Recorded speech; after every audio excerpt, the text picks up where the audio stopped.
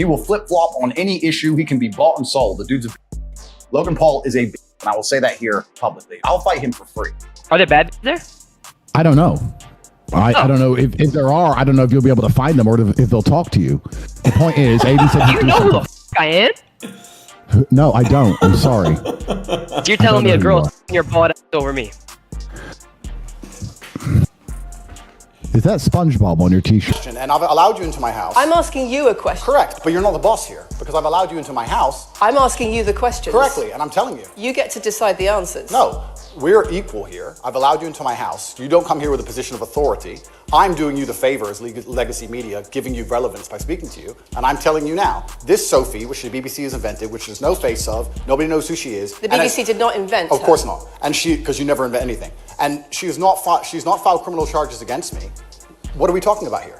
Who quits the gym to take drugs professionally? You are as stupid as people come. Do you understand, Pudgy? There's no resistance in you. You're not going to hey, sitting around with your contract to talk all day in your penthouse. Now you've laid it out and it offended you. I understand. I didn't say it offended me. Okay, cool. I just read you the things. You read things that you said they can be offensive and some people are offended. Well, some people definitely were offended. Absolutely. That's fine. And honestly, I think some of the things you said were genuinely offensive and misogynist. Okay, so they offended you. And like I said earlier, so they offended you, No, which is hang on. fine. I said they offended you, you interrupted me, and now you're saying they offended you, which is fine. And Welcome to 1 hour of Andrew Tate roasting, embarrassing, and destroying people. There's a lot of clips in here, a lot of them that I loved, and we're gonna start it off with him destroying none other than Logan Paul. First things first, I want to make it very, very clear that Logan Paul is absolutely and utterly a tool of the Matrix. He's a bought and sold individual with no soul. He doesn't stand up for anything and he doesn't mean anything he says. He gets pieces of paper from Susan or whoever else telling him what he's allowed to say on his channel to retain You it. believe that? 100%. Not only do I believe it, he's proved it himself. He will flip-flop on any issue. He can be bought and sold. The dude's a bitch. Logan Paul is a bitch, and I will say that here publicly. If anyone wants, I'll fight him for free. The guy's an idiot. No money needed to fight Logan Paul. Logan Paul doesn't believe in any of the things he says. Logan Paul is a man. If you ever were unfortunate enough to consume his content, I get sent clips of it all the time by people mocking him. As soon as something comes out, whether it's Harry Styles wearing a dress, whether it's Lil Nas twerking on the devil, whether it's this, he just sits there and goes, yeah, this is great. Yeah, this is great. He is a talking piece. He is the mouthpiece for the agenda. The people have come along, people who are trying to force a narrative, and they said, look, we need to have some degree of control over the exact demographic that Tate has control over. We're going to use Logan Paul and attempt to use him. And he sits there and just purports the bullshit points of view that the whole Hollywood establishment want him to purport. He doesn't believe in the things he said. He's told what to say. And because he was canceled before and it emotionally destroyed him, he sat on camera crying his eyes out like a little girl instead of being a man about it. He is so fearful of the mob and so scared of being canceled again that he's going to sit there and say anything he's told. He doesn't believe that shit. Before I was canceled, him and his boyfriend Mike did endless videos supporting me, laughing about me, saying how funny I was, tagging me on Instagram, inviting me places, etc. The second I'm canceled, they flip reverse it and shit themselves because they don't want to get canceled too. They are children. That's all they are. So Logan Paul's a bitch. We told all the news to say Tate's bad, and all of his fans are 18 to 25-year-old men. Who do we have on YouTube who obeys us like a little cuck who speaks to 18 to 25-year-old men? Logan Paul. Okay, Logan, here's your piece of paper. Do you want to get canceled again, Logan? No, you don't want to get canceled, do you? No, Mom. You're saying a call like that was made? 100%. The dude's a bitch. He 180'd from a super fan to talking about my rhetoric being dangerous But there's in 24 hours. There's a difference between you saying who you think he is versus you making the speculation that he got called by somebody to say, here's a narrative we want you to take, or else we'll silence you. Well, Logan is not capable of independent thought. So if someone didn't give him the narrative, he didn't think it up himself. The dude's an empty vessel. He says what he is told to say. Somebody, somewhere, told Logan what to say and what stance to take. We can argue whether it was a social media company, whether it was his manager who was fearful, Right. whether whatever. But somebody sat with Logan and said, look, Tate's getting a lot of smoke. You were cool with him. Your boyfriend Mike was cool with him. He's getting a lot of smoke right now. You're going to bitch out. And he sat there and said, yes, sir. Yes, I will. Because he has no character or no integrity. If it was all the other way around, let's imagine he was getting canceled. And I truly believed it was unfair. I'd sit there on my own platform and say, this is bullshit because I'm not bought, sold, and owned. He's an owned individual. So he's always going to say what he is told to say. He's always going to sit on podcasts, speaking to the youth, promoting Harry Styles wearing a dress, saying that it's great that Lil Nas twerks on the devil in real time for our children to digest and then say, I'm dangerous to the youth, because that's what he's been told to say. Logan Paul has absolutely no capability for independent thought. He has no character as a man. The biggest problem with Logan versus me is that I'm a completely clean athlete and he's on a shitload of steroids. So for him to fight me, either I have to go on a shitload of steroids and become a super heavyweight because I'm genetically gifted, or he has to pass a drugs test. So if he wants to fight for real and he'll keep pissing in a cup and he'll lay off the steroids, then you're sure I'll smash him up. What rule set would you prefer? It doesn't really matter to me. I mean, obviously, if we were to fight kickboxing or K1, I'd completely destroy him. Mm-hmm. Boxing is good for the fans. I think boxing translates very well to the fans because even MMA, although I think UFC shows are more entertaining, you still need a degree of knowledge to respect jiu-jitsu, whereas every idiot understands a punch in the face, right? So boxing translates very well for the fans. So I'm happy to box the guy. I mean, he's a big guy. He's a strong guy. Like I said, he's on a bunch of juice. If he lays off the juice and he wants to fight clean, then sure, I'll beat his ass. I mean, it's no problem. I'm not past it yet. What about a street fight? What would happen? Well, that's a good point because, you know, it's interesting. Street fights are completely different than anything that happens inside of any kind of rule set. Yeah. I think a lot of people have this misunderstanding where they think, oh, yeah, you're a pro fighter, so on the street. I'm like, yeah, okay, the street's great. And obviously you have an advantage on the street. But I've also seen, and I won't say names, I've seen world champion fighters get sparked on the street. You get sucker punched, you get sucker punched. Yeah. I've seen dudes get jumped. I've seen guys whose names I can say, which I won't, and everyone would know them, get knocked out clean, cold, ice on the street just because they were in a club and they were arguing with some guy and bang, sucker. Fuck. It's messy. And especially I'm telling you guys now, especially in Europe and England, man, they don't give, in England, they don't care. It's different. So violence is very different than fighting. So I like to think that I would never have a fair street fight. Let's put it that way. Because you have to win, right? Because it's life or death at that point. I'm not Logan Paul. I don't do pump and dump crypto scams. I'm not Jake Paul with his lying NFTs. I'm not these clowns. I'm a person of integrity who doesn't need money. I will not let a single person who believes in me lose money because of my words. I refuse to sit here and sell you guys to gamble. I refuse to sit here and sell you trash energy drinks. I refuse to sit and sell you bad food. I refuse to sit and sell crypto pump and dumps. I refuse to sell any bull. I will not sell my soul. That's it. If you believe in Tate, your life is going to get better. Every single one of my fans is going to have a better life for listening to me. Their mind's going to be stronger. Their wallet's going to be stronger. Their body's going to be stronger. I want people to walk down the street and look at a guy who's clearly winning in life, getting out of a Lamborghini with a bunch of muscles and a hot bitch and go, that is an Andrew Tate fan. Yeah. I don't want anything negative attached to my name. I will not sell my soul for money.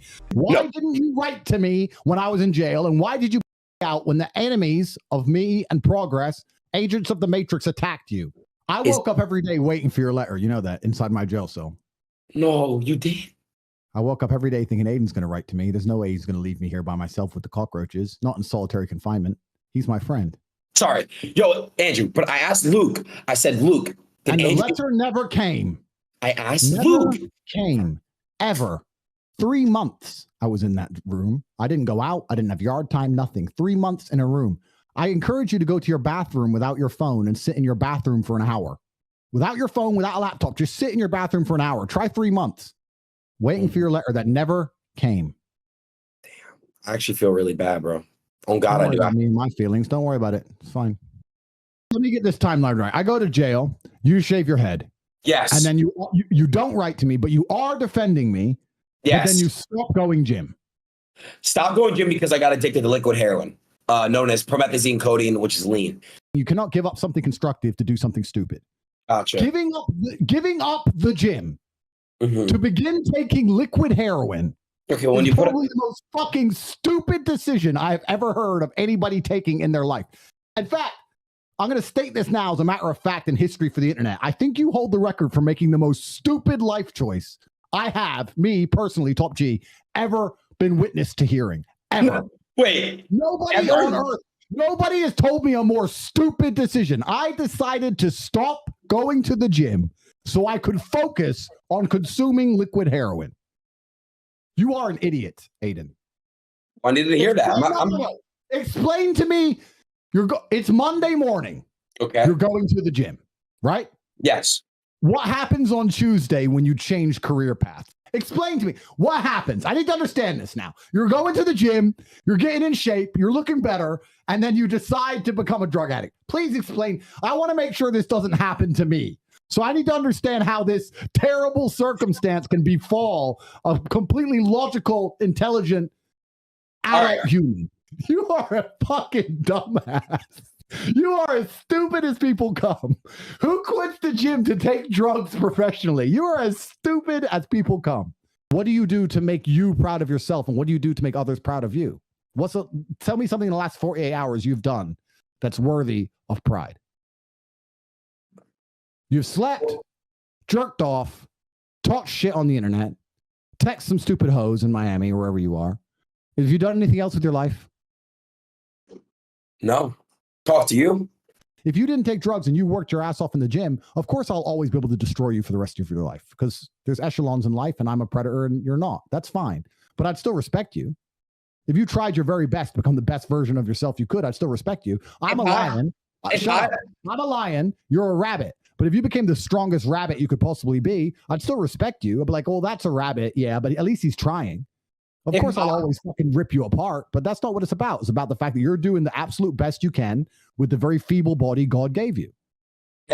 If I went 365 in a boxing gym, best shape of my life, learn how to fight like I'm Floyd Mayweather or, Israel Adesanya, I'm knocking you the fuck out, bro. Do you understand? I know you did kickboxing. I know you did.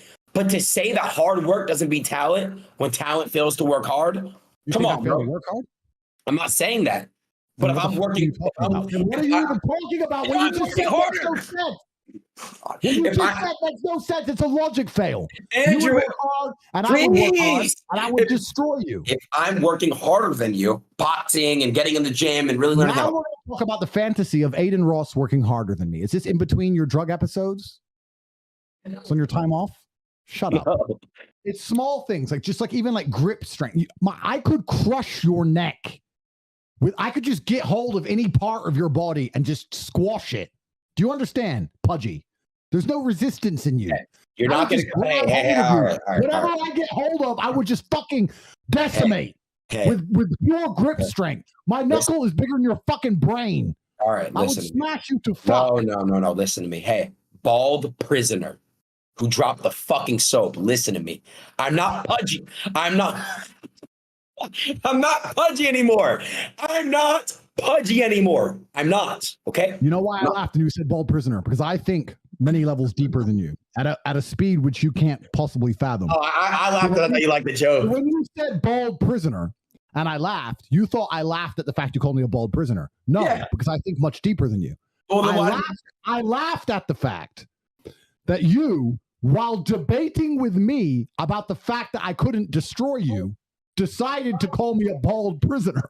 Calling someone a bald prisoner is basically saying you're going to beat the fuck out of me. Do you want to fight a bald prisoner? No, I didn't say that. Why did you call me one? You just admitted you're going to lose. That's why I laughed.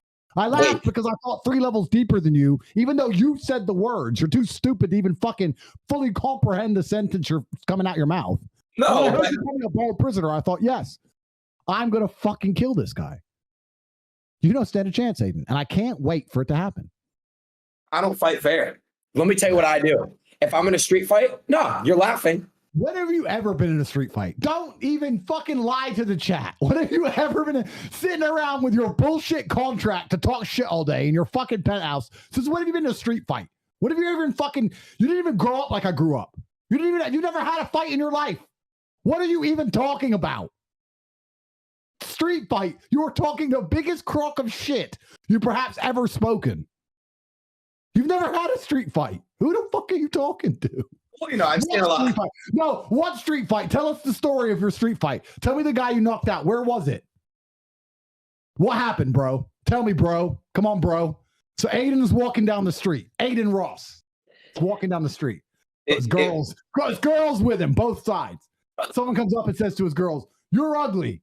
He says, hey, bro, I may look like a pudgy loser. I may be high on heroin that I've been drinking, but you don't want to mess with me. This huge dude, this big bald prisoner. You don't want to mess with me. And the girl says, Aiden, don't do it. He underestimates you. Am I right so far? Yeah. Then he tried to hit you and you slipped it because you're so fast, like a cat. Then you knocked him clean out, didn't you? Southside Chicago. Yeah? Yes. You're an idiot. Excuse me? I'm not an idiot. Okay. Tell me your street fight story. Go on. Hey, I've never been in a fight before, obviously, in my life. You Ever. just said if I'm in a street fight. Tell me what happens. You just told me what happens in street fights. Tell me about your street fights. I want to know now. I thought I knew all about violence. No. I did. I knew all about violence. No, listen. Everywhere. I can explain. Release some greenhouse gases. I'm obviously a stranger to online controversy. It's not something I often do. But now, the mainstream press is commenting on the fact that I was informing Greta that my very extensive car collection with internal combustion engines, which run on dead dinosaurs, have an enormous emission profile. And she replied by telling me her own email address. Greta's email address is, I have small dick energy. Why would that be your own email address, Greta? Strange. I mean, obviously I don't want to assume her gender. It's 50-50, but it is what it is. I'm not actually mad at Greta. Please bring me pizza and make sure that these boxes are not recycled. Thank you. So I'm not actually mad at Greta, right? Because she doesn't realize she's been programmed. She doesn't realize she's a slave of the Matrix. She thinks she's doing good. Someone has sat her down and convinced her to try and convince you to beg your government to tax you into poverty to stop the sun from being hot. And then, because I called her out on it, the global matrix got this bot farm to like and retweet and all this bot commenting to try and pretend that her telling me that she has a small dick in her own email address somehow teaches me a lesson. Welcome to a new episode of The Clown Show. But now I know, at least, that Greta, with a little hate-filled face, bitter, sitting somewhere without the heating on, in the cold, a little hat, shivering, use my tweets, which is going to make my Twitter account far more fun into eternity. I do not think that the problems with the public perception of Meghan have anything to do with her skin color whatsoever, especially the fact that she isn't even particularly dark.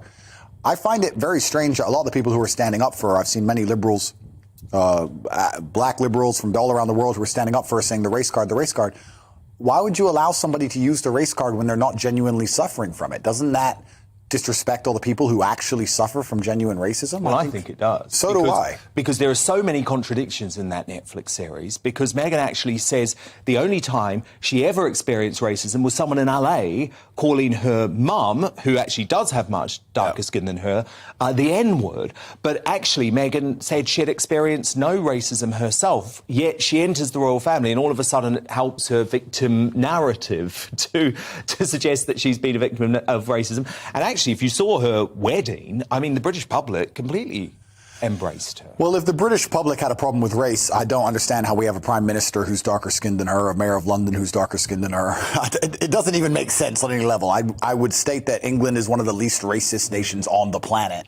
And this is one of the things that's kind of detrimental. The people who are obsessed with race and obsessed with racism, constantly calling it out, they in many ways speak it into existence, because most of us, like you said, like yourself, like myself, we don't see color. We treat people with respect. And if somebody's a likable person, they're a likable person. And if they're a dislikable person, they're a dislikable person. And their color has very little to do with it. It's just kind of ironic that nobody else wants to stand up and point out the glaringly obvious, that nobody looks at her and thinks, wow, look how dark skinned you are. So it's kind of incredible that this is the angle she's going down, and nobody else seems to want to mention it, and I don't understand why. Okay, mini break time. I'm gonna add some thoughts on these clips, but if you want to jump right to the next clips, you can just go to the timestamp I have right here or click on the bar, it'll be there. Or you can watch the beautiful background video that I have for you guys to watch while I talk. First off, comment down below your favorite clip so far. If you can remember one that just made you stand out. Was it anything from the intro? Was it him with Aiden Ross, him with XQC, him with, I have so many clips in here, I'm checking. Him going after Logan Paul, or even the little Adam 22 one, that was kind of quick. I don't even know which one to pick. The Logan Paul one was much more serious. It wasn't like that comedic. It was in a way. I mean, it was true. Like a lot of people didn't want to say it back then. The way he was going at Aiden Ross so many different times was always entertaining to me, because and Aiden can take it. That's the best part. Watching his videos, it's not like he gets so offended like some of these other guys and starts spazzing on him. He spazzes on Andrew, but in a fun way. And then you have XQC over here who I don't know, he's just like, I can't stand the guy. He stutters, which is just his issue he has, but then he tries to talk so fast and try to give you these liberal point of views about, oh, you can't say this, Andrew, you can't say, Andrew just, no, hold on. I'm gonna destroy you with logic. That was fire. And then the Greta Thunberg thing, not only was it funny, and you guys can let me know if I missed any clips so far about Aiden Ross or about these other guys that maybe I can add in the next video. But the Greta Thunberg thing was so good because not only was he comedic in it about her having her hat on with the heat off and just freezing, but also about the truth of all these probably bots that help boost up her tweets when she attacks Andrew and destroys Andrew, which is all what it says online when she went after him and then he went back at her. It's just like, oh, Greta destroyed Andrew Tate. Greta destroyed Andrew Tate. Wrong. But there's this public perception on Twitter and everything else that, you know, this teenage girl just destroyed this extremely eloquently speaking man who knows how to communicate and roast people like nobody else. You know, but she destroyed him with a little tweet just because of the amount of likes and stuff that are out there. Ridiculo. That's Italian for ridiculous, I think. Been studying. Yeah, I thought that was really bad, but comment down below what your favorite clip was so far. Mine was probably funny-wise. I love when he goes to Aiden Ross. That shit's hilarious. Yeah. Next, we have my favorite clip of all, though. Favorite clip out of all of them. It was previewed in the intro/hook, the first 2 minutes where I gave you guys some previews, is when he goes after Neon and his SpongeBob shirt. I'm gonna replay it right here and then get into the rest of him roasting him. Let's go. Are there bad bitches there? I don't know. I don't know if there are. I don't know if you'll be able to find them or if they'll talk to you. The point is, Aiden said You know who the fuck I am? No, I don't. I'm sorry. So you're telling me a girl's fucking your bald ass over me?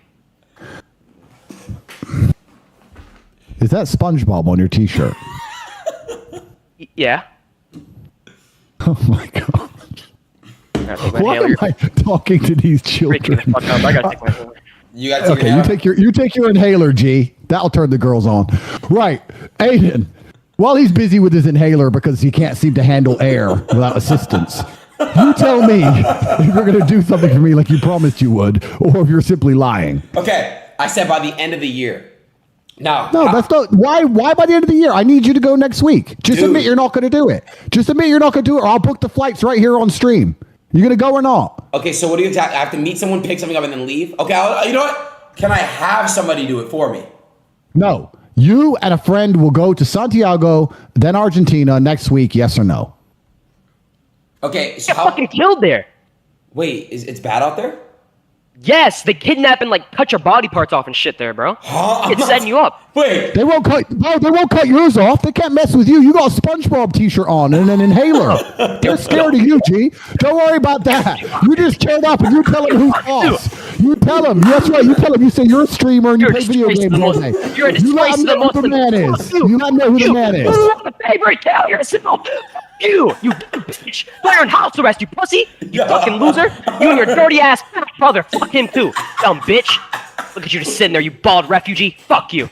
All right, hold on, everybody. I don't know why you're laughing. All right. Should young men, though, all aspire to be like you? Should young men aspire to work very hard, have no criminal record, become multimillionaires, protect and provide for the women close to them, be sovereign so they can stand up and have their own points of view in face of cancellation, be able to not be mentally intimidated when they go on national TV and there's traps set up for them? Yeah, I believe that confident, strong men who stand up and protect and provide for women are a good thing for the world and a good force for the world. And I don't think that I put a magic spell on anybody. I think there's a whole bunch of men in the world who understands my value. And if men grow up to be like me, you're gonna have a whole bunch of people with no criminal record, dedicated athletes who protect and provide for the people close to them, are fantastic for the economy. And I'm certainly not the worst influence out here, Piers. You have Lil Nas twerking on the devil on music videos, which our children are digesting. You have drill artists singing about stabbing people to death in the middle of a knife crime epidemic. You have rabid psychopaths on whether the right or the left announcing violence on the other side. You have all these insanities in the world. And because I sit here and say, yeah, perhaps. Now you've laid it out and it offended you, I understand. I didn't say it offended Okay, me. cool. I just read you the things. You read things that you said they could be offensive and some people are offended. Well, some people definitely were offended. Absolutely. That's fine. And honestly, I think some of the things you said were genuinely offensive and misogynist. Okay, so they offended you. And like I said earlier. So they offended you, which is fine. I said they offended you, you interrupted me, and now you're saying they offended you, which is fine. But the point I'm trying to make is this. I'm not the devil.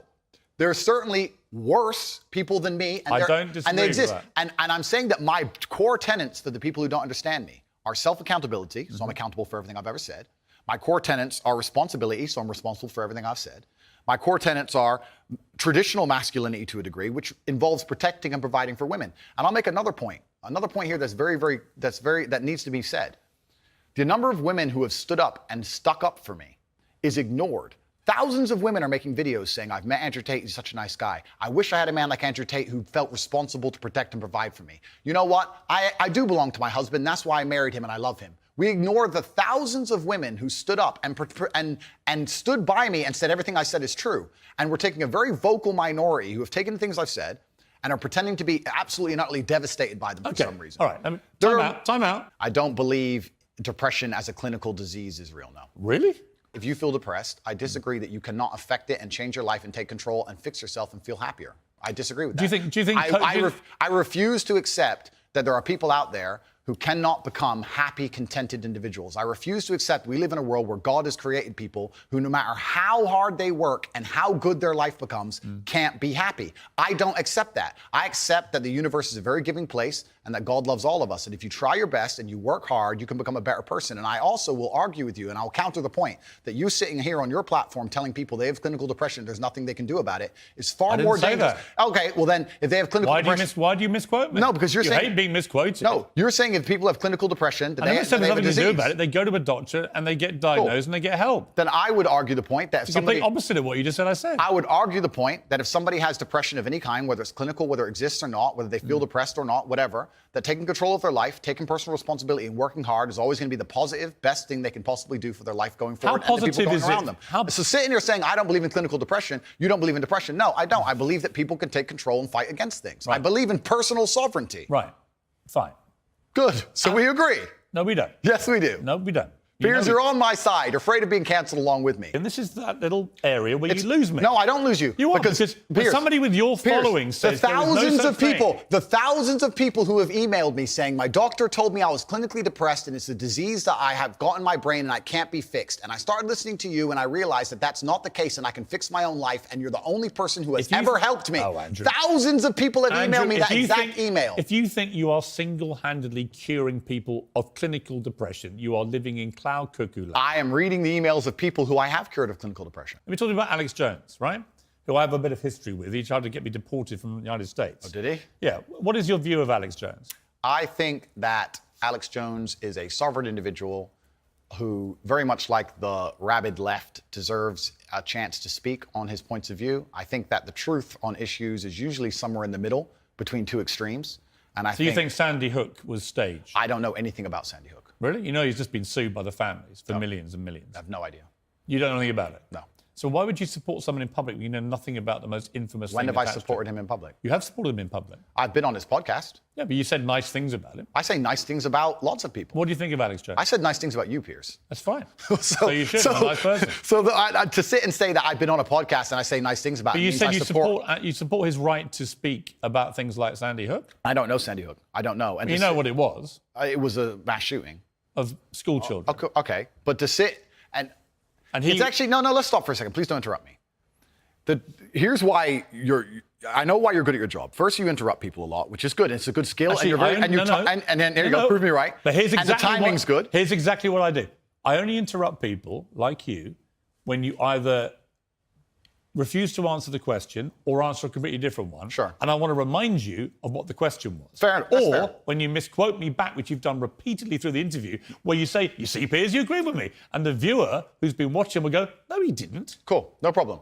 The other thing you do is you try and set these traps like now. So you're saying What's the trap you think I'm setting? You're saying that I agree with every single point of view a man has. I literally didn't say that. You're saying, well, you support Alex Jones. Why would you misquote me? Because you're saying you support Alex Jones and you said you've been on his podcast and he said this. I don't know What do you think of Alex Jones? I don't know everything he said. What do you Piers. think of him?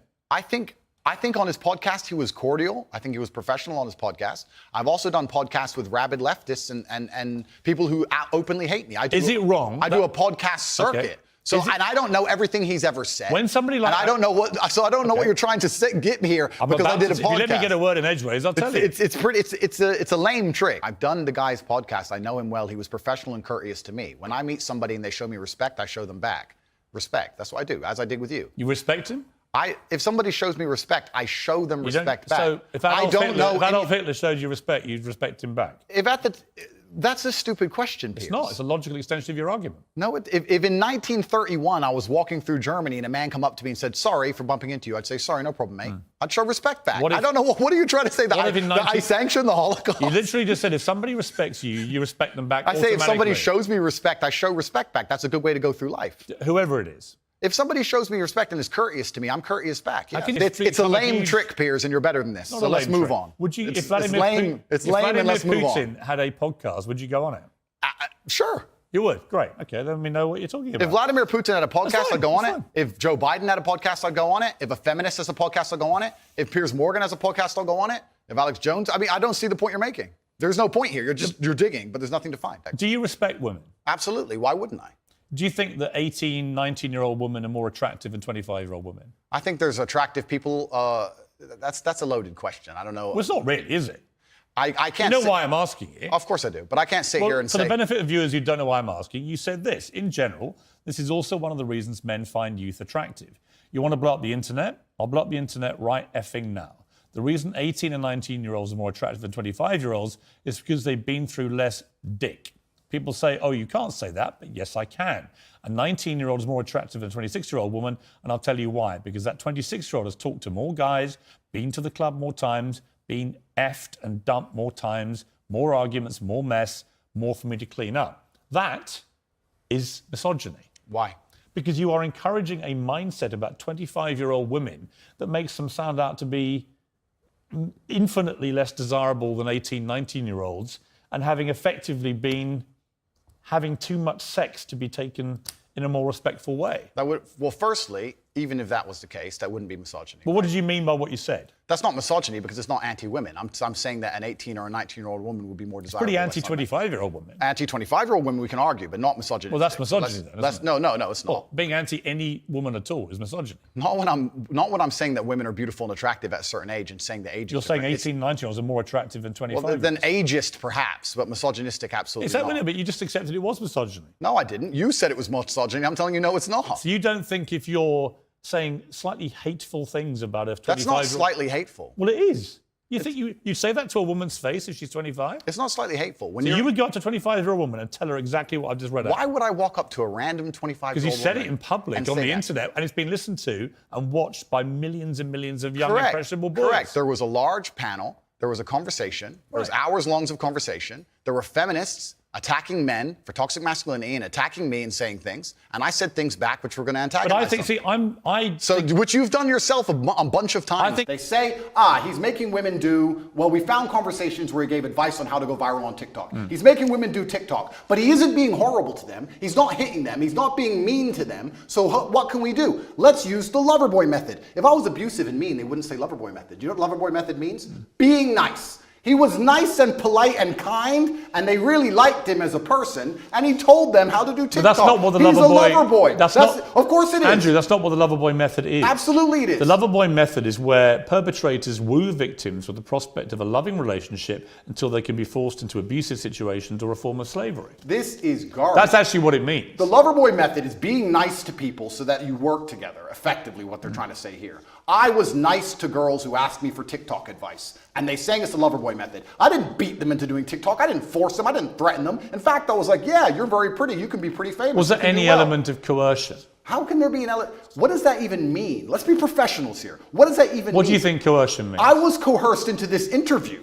You came along to me and said... You weren't coerced into this interview. Yes, I was. Or don't tell me. The bullying Pierce. MSM said, Andrew, you've got to do an interview. No. And I'm going to fly all the way to Romania to do it. You didn't do that. Favor. You used the Loverboy method. You said, sir... The Loverboy method? Yep. Andrew, this is going to be a very interesting interview. We had a good one last time. You're a nice guy. We have some interesting conversations. I didn't say you were a nice guy. I'm going to come along. Wait a minute. We're going to make some money from this interview. Wait a minute. Money will be made for both sides. Wait a minute. You Loverboyed me and you stole the profit. But just to be clear, I've had no conversation with you about this interview.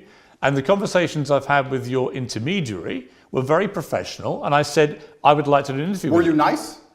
I'm always nice. Loverboyed. You can't believe you used niceness to Loverboy me because this is a profitable enterprise and I was coerced here. I make no pretense that I've come all the way from London to Romania to interview you because yes, I want to do it on my show and that will clearly benefit me and my show. Am I a full-grown consenting adult who decided to do this show? Yeah, but you're not being coerced into doing this. Am I a full-grown consenting adult who decided to do this show? Yes. Okay, so I wasn't coerced, correct? But what's that got to do with what I've asked you? Because you were nice to me and you're saying that I wasn't nice to you. I didn't even talk to you. Being nice is the Loverboy method, and that adults have no personal responsibility. And I wasn't nice to someone; they become your slave. I wasn't nice to you, and I didn't call you a nice guy. I feel Loverboyed.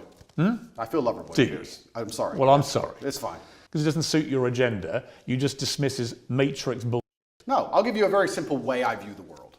COVID can't hurt me, so why would I take their injection? You don't have to. Point two. You don't have to They take tried it. to make us, including you. Yeah. You told people they should why? have the vaccine. You know why? And if they don't have it, they shouldn't leave their house. You know why? Because at the time, the scientists, and by the way, scientists is ever evolving. At the time I said that, the scientists said if you had the vaccine, it would prevent you transmitting the virus. The Matrix. That turned out to be wrong. Because the Matrix and they lied. issued updated advice saying further studies said that actually you could transmit it. And at that point, you know what I did, which you never do? I held my hands up and went, I was wrong because the advice changed and now I would not say the same thing. That is called actually evolving opinions when facts change. That's actually how a civilized democracy works. Oh, is it? We live in a civilized democracy, do we, sir? I actually would argue that point with you for a very long time. I don't think we live in a civilized democracy. Another point I want to make here, if I had cancer or if I was at threat of a genuine disease which could actually harm me, would the NHS text me 10 times a day trying to get me treatment, or would I be sitting there waiting for 8 months to even get an appointment? They wouldn't care about me and they'd let me die. So the fact that they will endlessly text me and try and beg me to get this poison should have been an alarm bell for anybody with a brain. Actually, you tweeted a picture of Amanda Holden, very good friend of mine.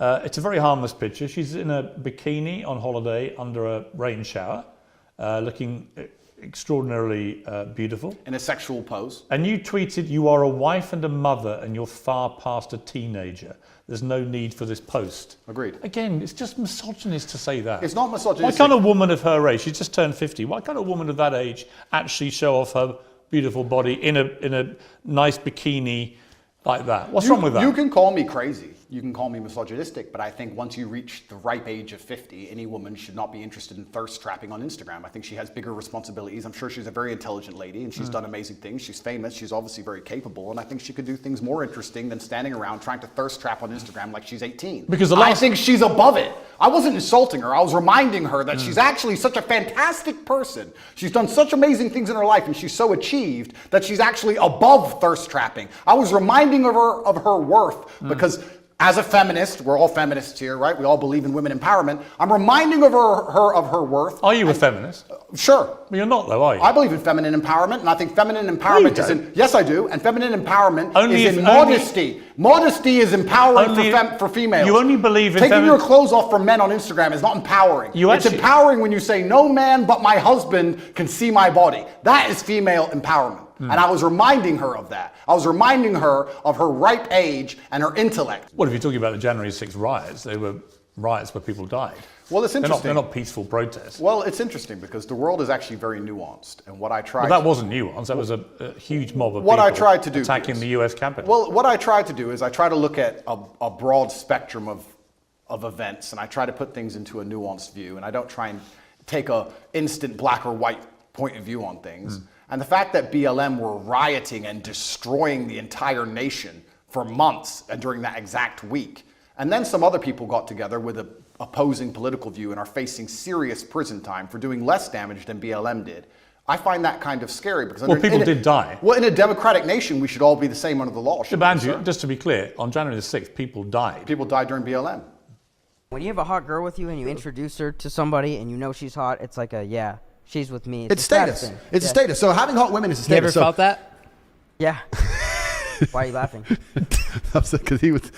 If I run through 10 chicks, I get to know I've ruined 10 wives. Guaranteed 10 divorces. Guaranteed. Because whoever she marries, she will not be happy with because she will dream of me for the rest of her fucking human existence. Guaranteed. Come here,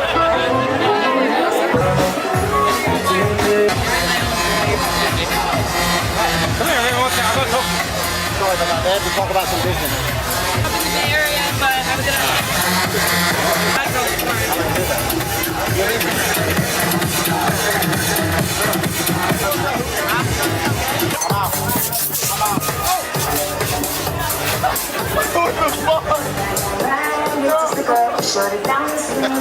Yeah, boys. Take my girl and let's bring me the champagne. Yeah. Nice. What's that guy's from? Has the chick ever drove your Bugatti? Fuck, what the fuck? Who is this guy? That's Cap. No! I've asked you a question, and I've allowed you into my house. I'm asking you a question. Correct, but you're not the boss here, because I've allowed you into my house. I'm asking you the questions. Correctly, and I'm telling you. You get to decide the answers. No, we're equal here. I've allowed you into my house. You don't come here with a position of authority. I'm doing you the favor as legacy media, giving you relevance by speaking to you, and I'm telling you now, this Sophie, which the BBC has invented, which there's no face of, nobody knows who she is. The BBC did not invent her. Of course not, and because you never invent anything. And she's not filed criminal charges against me. What are we talking about here?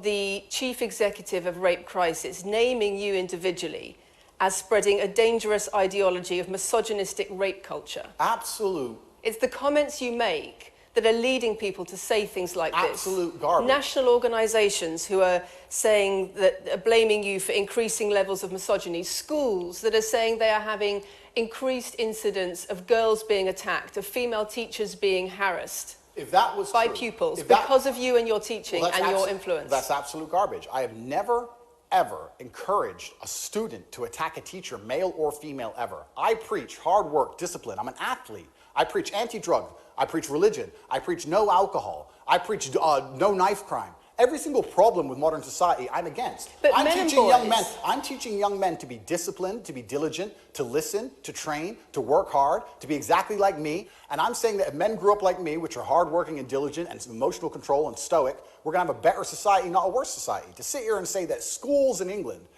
which is a failing nation, which has knife crime going through the roof, violence going through the roof, men's mental health going through the roof, and they're going to all blame me because I appeared on the internet 1 year ago. You sell an image of is success. Disingenuous. It's disingenuous. You and sell also, an image of financial success with a Bugatti and a cigar, but it comes with a side order of misogyny. How does having a Bugatti and a cigar come with misogyny?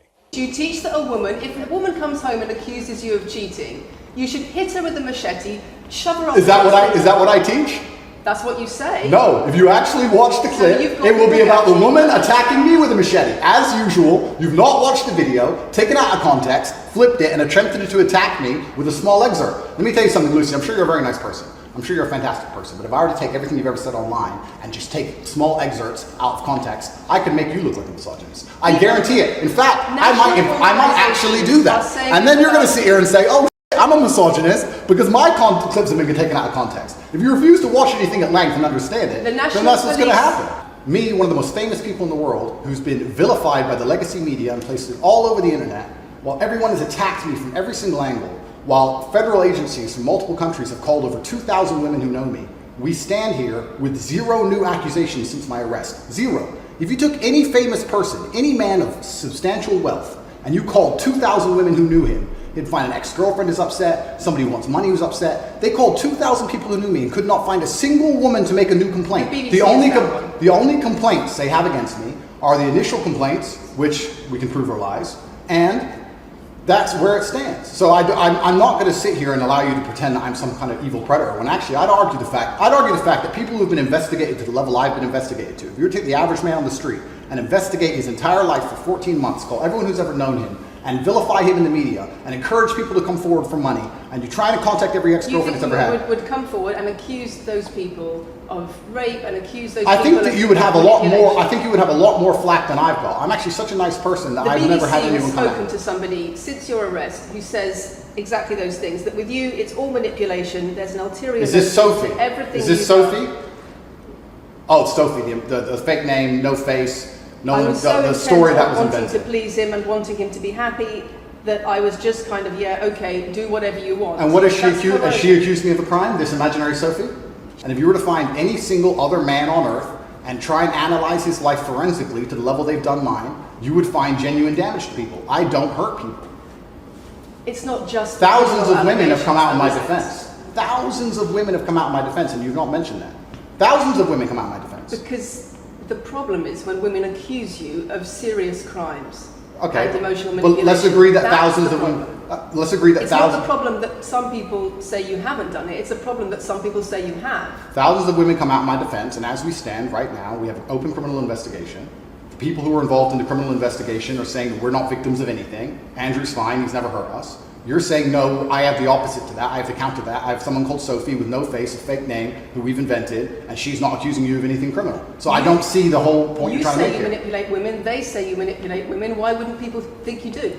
I'm not here. Do you think I'm manipulating you? I'm asking you about the testimony you've given on your website and the testimony No, women have given you've about printed you. something off that you found on Reddit, and you're going to sit here and say that that makes me a bad person. And I'm saying that you should know better as a journalist and do some proper journalism. Let's investigate the fact that I thousands. think you should answer my questions I am. properly. I already have, and we should move on. She's just trying to start an argument. Because you have no time to actually, You say it's because you okay have no for time men to and actually it's watch not my okay for content, women. because you have no time to actually watch my content at length and understand what I'm saying, you just come here with a small snippet which we provided to you on a Saying it piece of 3 paper. times doesn't make it true. No, completely. You don't have a clue what I say or what I talk about. You never watch my content. You have small pieces of paper, small clips on a piece of paper, and you're trying to pretend I've said evil things. And then you're going to say I'm the most dangerous man in the world, which is truly laughable. You said that, not me. Okay. Do you believe I'm the You most say- dangerous man in the world, Lucy? I'm not answering your questions. Well then we need to change the dynamic of this interview because, and I'll make this clear, I allowed you into my home. I'm doing you a favor, giving you the first interview I'm giving to the public. You don't come here with a position of authority. You're not the police. I don't respect the BBC. I don't know you. You do not come here with a position of authority over me. We are equals. We are people. We're citizens of the world, and we sit here as equals. And I see you as my equal. And if you ask me questions, I can ask you questions back. For you to come here and sit down and pretend you're the Gestapo and that you don't have to answer my questions is disingenuous This because I don't owe you me anything. asking questions and you answer But I don't owe, no, however you want. this is a conversation, and I don't owe you any degree of authority over me. So let's make that clear. And that doesn't matter if you're a man or a woman or from the BBC or the CNN. I'm here to You answer have your said- questions and be honest with you and do you a favor. Great. And I'm doing you a favor, but you come here with loaded questions, you're trying to paint a narrative of me which is negative, I'm asking you And about that's things fine. you've said that people are concerned about. and that's fine, You but have you're not going to said sit here and a say you don't woman's- answer my questions because you're not above me. The National Police Chiefs League for Violence Against Women, the NSPCC, Rape Crisis, Safer Schools, they are all naming you as being behind an epidemic of misogyny, even amongst primary school children. The idea that I made primary school children misogynistic because I own a nice car, is that It's not the your nice argument? It's the misogyny that comes along with it. Oh, owning a nice car is misogynist. No, it's the Got it. misogyny that comes along with it. How does misogyny come along with owning a nice car? Because you have an image of financial I'm glad you're answering my success. questions now. We finally got the dynamic. You have right. an image of financial She's answering my success. questions as she should. Excuse me. You have an image of financial success, but it comes along with attitudes towards women that are really problematic. My attitudes towards women is that women should be protected and provided for, and I've said that at length. In fact, I've said that over 50 times online, you never mention it. I say that my girlfriend doesn't have to work unless she wants to, I take care of her, I die to protect a woman. I've talked about how I've stood up and faced a knife to protect a woman. And in return, you want authority over her in the way you have over a child or a dog. you say. Absolutely not. I've said that women should be protected and provided for. And And in return, you want authority over her, because if you have responsibility for someone like a child or a dog, you say, you have authority over them. if you want to go down this argument, we'll go down this nuanced argument. I said that if I have responsibility for her safety, I should have a degree of authority over her safety. Meaning, and let me explain my point. If I'm the one who has to fight and die to protect her, I'm the one who decides how we walk home. I'm the one who decides the route we take. Because it's unfair for her to say, I want to walk through the most dangerous neighborhood in the world, but you have to face the knives. That's what I've said. And then you're going to sit here and pretend that I'm trying to treat women like dogs, which is garbage. Every single man in the world who loves his woman understands that he has to protect her. And every single woman in the world likes the idea of a man who would protect her. If you were to say to most women home right now, do you want your husband to protect you in a violent attack? They'd say, yeah, of course. Nothing I've said is misogynistic. If you said to most women, would you want to lose authority in the relationship, to not be treated as a free and legal equal to your partner? I didn't say that. I said I need to have authority over the route we walk home. When you compare women and the authority over women that you believe you should have to having authority over a child or a dog, it's not the same, because a woman is a free, legal adult. Correct. You're equal. Free, legal adult, my equal. But if I had a girlfriend and we were walking home late at night and I said, let's not walk down that area, it's a bad area, I have to protect you if anything happens, I want to take the long way. And she said, no, I have to walk this way, even though it's the most dangerous route, I must. Then what? And then I would say, you're welcome to, you could do it, you're a free and legal equal, but I'm not going to walk with you and protect you. I think that I should be able to decide the route. It's genuinely sad that when the BBC has a chance to finally interview me at the end of all this Matrix attack, that they don't come here with any kind of genuine openness to try and understand my influence over the world, or the things I push, or what I'm trying to teach the world, or why I'm a good influence on the world, because I am a massively good influence. Instead, they come here with pieces of paper, with printed out excerpts from 5-year-old podcasts, taken out of context, to attempt the same Matrix attack on me, which has been attempted endlessly.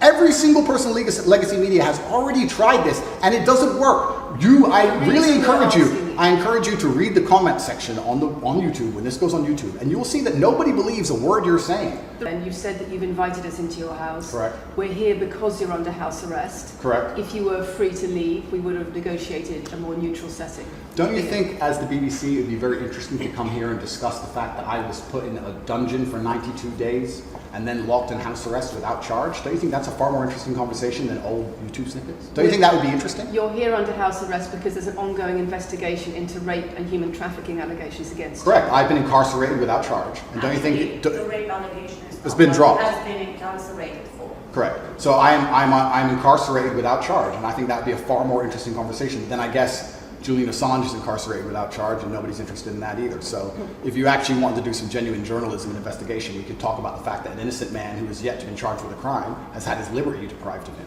And I think that would be a far more interesting angle than talking about me being the most dangerous man in the world because I own a car.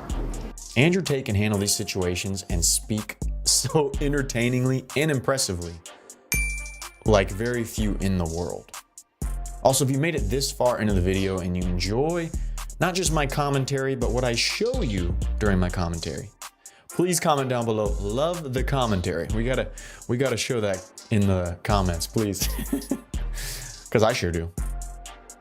I want to get into some analysis for a few minutes here, and you guys can enjoy the view.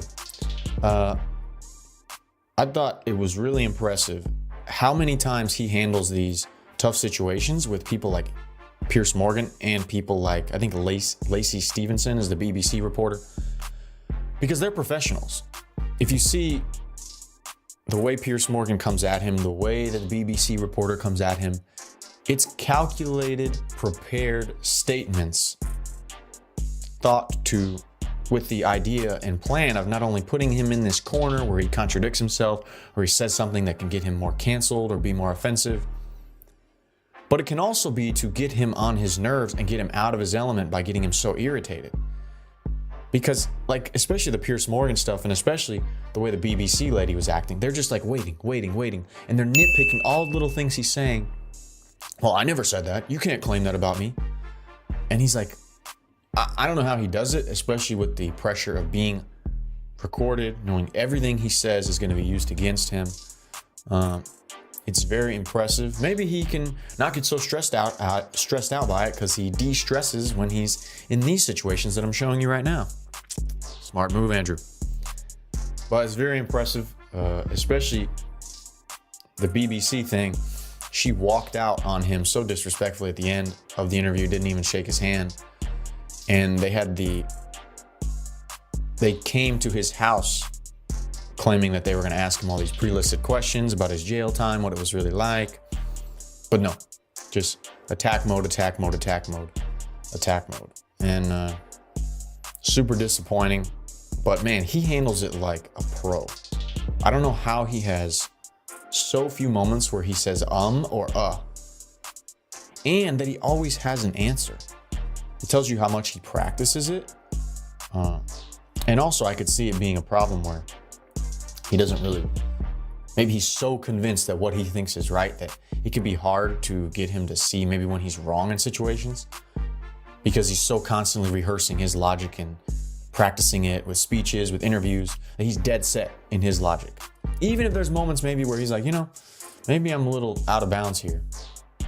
But they try to make him seem like he's so out of bounds that you could tell it's just a calculated move to try to. They're getting from not only their bosses, but maybe their company's bosses are getting orders from powerful shareholders, powerful politicians, to get him that they need to follow these orders to try to attack Andrew Tate, bring down his influence, and cancel him again, even though he's kind of already canceled.